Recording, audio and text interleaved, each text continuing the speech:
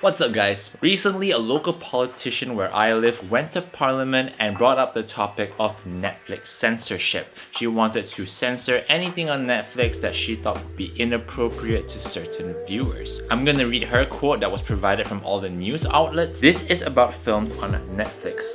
Are there different mechanisms of censorship used between ordinary films and those featured on Netflix?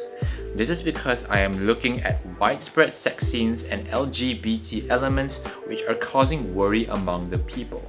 To provide some background knowledge, the country where I live, a bit on the conservative side, we do have a film censorship board.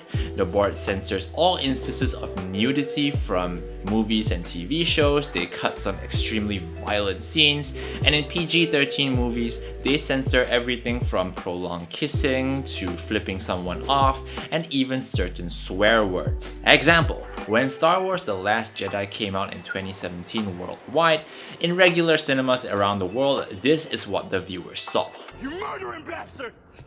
Oh, take it easy, Big F. And in local cinemas here, this is literally what the people experienced. You murdering! Oh, take it easy, Big F. So yeah, Netflix censorship.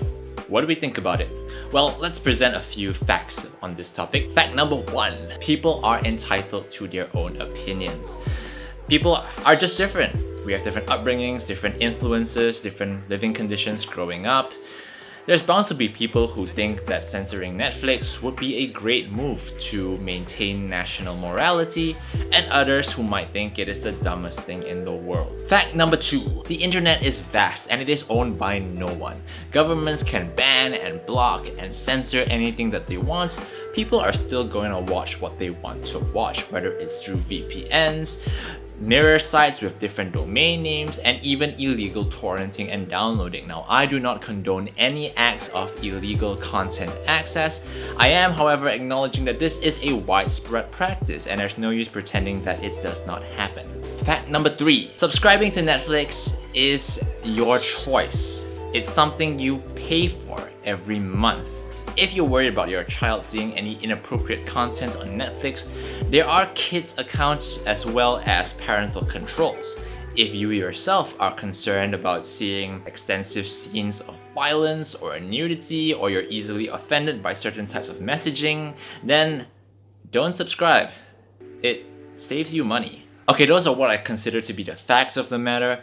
I do have my own personal opinions as well. Opinion number 1, because the internet is so content rich, is there even a point to online censorship? I mean, times have definitely changed in the past 10 to 15 years.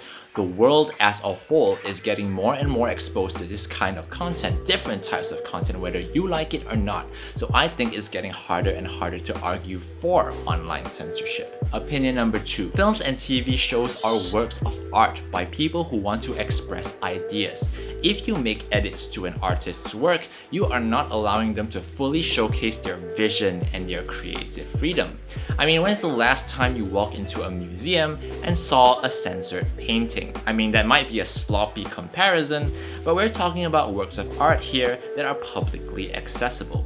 We need to allow auteurs and visionaries to do what they do best, which is to create. It might not always be pleasant to watch, and we might get offended a couple of times, but what is an artist's job if not to make the viewer feel, to make the viewer think? Opinion number 3. If we are so worried about how inappropriate content in films and TV can influence the younger generation, then invest more into education. Teach the younger generation to think critically for themselves. Art class shouldn't just be about painting and theory. We should also allow students to analyze why swearing, nudity, and violence is present in our media today. It ties in with human psychology, it ties in with economics, and it just equips these people with the relevant knowledge about the changing world around them. So those are my thoughts on this topic of online censorship, in particular Netflix censorship.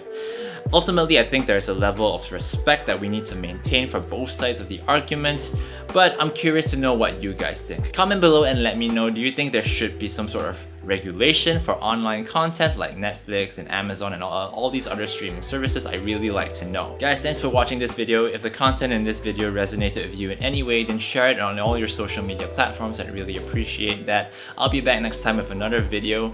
So until next time, have a great week ahead. Maximum hype and peace out.